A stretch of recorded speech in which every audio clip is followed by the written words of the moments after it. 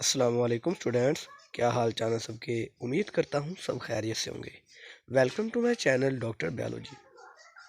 जी तो स्टूडेंट्स, आज हम आपके लिए जो नया लेक्चर लेके आए हैं उसका नाम है reproduction, sexual and asexual reproduction और बाइनरी फिशन।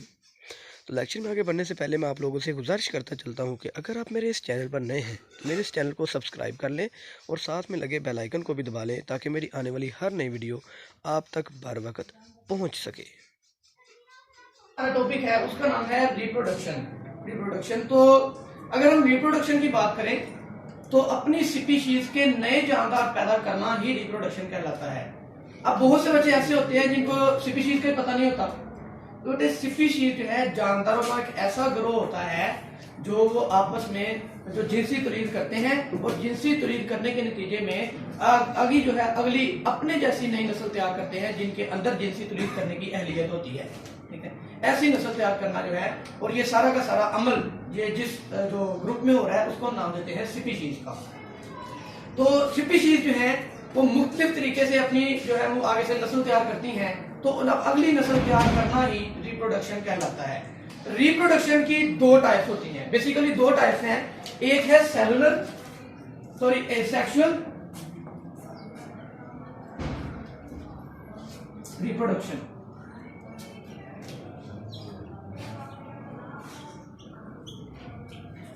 और दूसरी है एसेक्सुअल।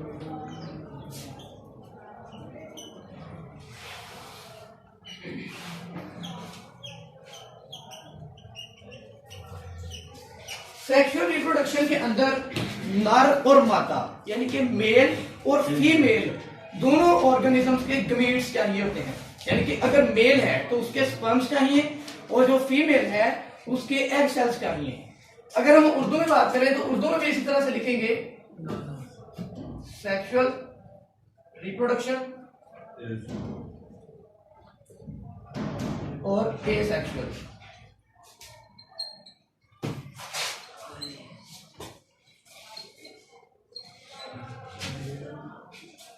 आइए आपको सेक्सुअल रिप्रोडक्शन की समझ आ गई होगी कि मेल और फीमेल के गमीट्स जब आपस में मिलते हैं उसके नतीजे में जाइगोट बनता है। जाइगोट से एम्ब्रियो और एम्ब्रियो से आगे से बच्चा बेबी और वो एक मुकम्मल अडल्ट में नमू पा जाता है, मुकम्मल जानदार में नमू पा जाता है।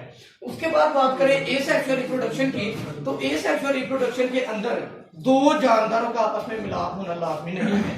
ठीक है, एसेक्सुअल रिप्रोडक्शन के अंदर जो है हम एक ही जानदार को लेते हैं, यानी कि एक ही जानदार को पढ़ते हैं कि वो एक सेल पर भी मुश्तमिल हो सकता है, वो मल्टी सेलुलर भी हो सकता है। तो अगर हम बात करें उनकी तो ये अपने इनको गमीट्स जो है वो लाजमी नहीं है क्योंकि इनके अंदर सेल डिवीजन होनी होती है। इनके गमीट्स जो है वो आपस में मिलाप नहीं होता उनका। तो ये एक सादा सेल डिवीजन का अमल है जिसमें एक सेल 2 में 3 में मजीद आगे इस तरह से तकसीम होता है और अपने जैसे नए सेल बना डालता है और वो हर सेल जो है एक जानदार के तौर पे नमू होता है, सामने आता है। ये वजह से एसेक्सुअल रिप्रोडक्शन की तारीफ होती है। इस तरह से जिनके अंदर नर और मादा के जो गमीट्स हैं वो अमल नहीं कर रहे होते हैं, ये एसेक्सुअल के होते हैं। अगर हम बात करें एसेक्सुअल रिप्रोडक्शन की एक्सप्लेनेशन की तो इसके अंदर बहुत सी क्लासेस आ जाती हैं, बहुत सी टाइप्स आ जाती हैं, मजीद इसकी आगे से सब क्लासेस होती हैं।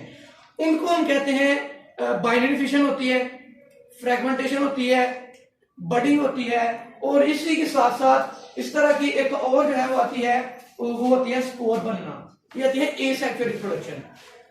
एसेक्सुअल रिप्रोडक्शन की एसेक्सुअल रिप्रोडक्शन की अगर बात करें तो एसेक्सुअल रिप्रोडक्शन के अंदर सबसे पहले अगर हम बात करेंगे तो वो करेंगे बाइनरी फिशन की।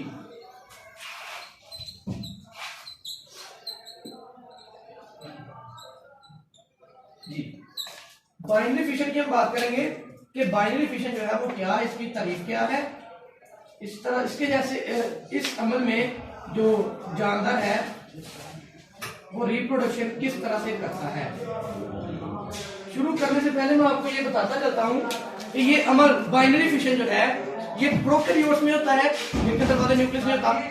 चंद यूनिसेलुलर यूकैरियोट्स में भी होता है, जिनके दरवाजे न्यूक्लियस होता है, यूनिसेलुलर एक सेल पर मुश्तमिल। और कुछ प्रोटोजोन वगैरह जो है उनके अंदर भी होता है। ये सेलुलर यूकैरियोट्स जो है यानी कि यूनिसेलुलर यूकैरियोट्स उनकी मिसाल है प्रोटोजोन, उनके अंदर होता है। तो इनको जो है वो एक्सप्लेन करते हैं बाइनरी फिशन को। सबसे पहले इसकी तारीफ की तरफ आते हैं तो 10th क्लास में बुक पे उन्होंने तारीख जो है वो प्रॉपर नहीं लिखी हुई, मैं आपको लिखवा देता हूँ, जरा तवज्जो से सुनिएगा। तो बाइनरी फिशन जो है उसकी तारीफ आप इस तरह से करेंगे कि एक जानदार का अपने ही जैसे दो हिस्सों में टूट जाना और हर खोए हुए हिस्से में, यानी कि हर टूटे हुए हिस्से में जो जेनेटिक मटेरियल यानी कि विरासती मादा है उसका एक जैसा होना बाइनरी फिशन कहलाता है। इंग्लिश में कहेंगे कि the division of an organism into two half, each half have या contain the same genetic material. This is called this is called binary fission. Binary fission की आप तारीफ इस तरह से करेंगे। अब आते हैं इसकी मिसाल की तरफ। तो मिसाल को जो है वो मैं इस तरह से एक्सप्लेन करना चाहूंगा कि फर्ज करें कि आप एक बैक्टीरिया की मिसाल को डिस्कस कर रहे हैं। तो बैक्टीरिया की मिसाल के अंदर हम एक बैक्टीरियल सेल बना देते हैं, बैक्टीरियम। बैक्टीरिया कहते हैं बैक्टीरिया की सारी स्पीशीज, यानी कि सारे बैक्टीरिया कहलाते हैं। और अगर एक बाशिंदे का नाम लें, एक बैक्टीरिया का, तो उसको हम बैक्टीरियम कहते हैं। इस तरह से बैक्टीरियम उर्दू में सर।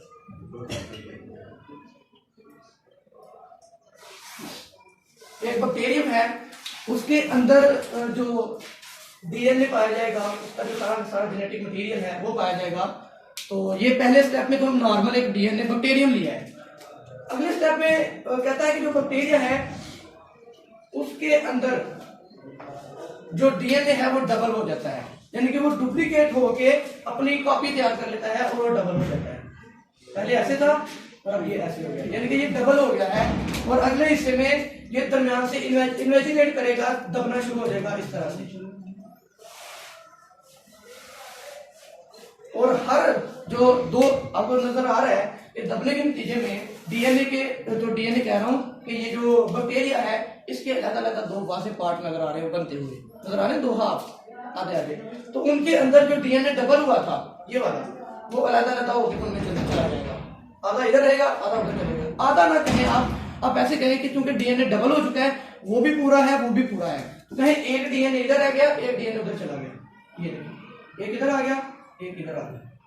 तो अगले स्टेप में, चौथे स्टेप में आप कहेंगे कि एक डीएनए से दो मुकम्मल हूबहू एक जैसा दिखने वाले डीएनए तैयार हो गए हैं, बन चुके हैं। तो उनके अंदर जो जेनेटिक मटेरियल है वो भी एक जैसा है, सेम टू सेम, एक दूसरे से मिलता जुलता है। उनकी अपीयरेंस भी सेम है, उनकी ज़ाहिरी जिसामत भी एक जैसी है। ये मैं बैक्टीरियम की मिसाल दे रहा था। इसी के साथ साथ अमेबा भी बिल्कुल इसी तरह से अपनी रिप्रोडक्शन करता है। अमेबा की रिप्रोडक्शन की अगर बात करें तो अमेबा को हम जो है वो डिस्कस करते हैं।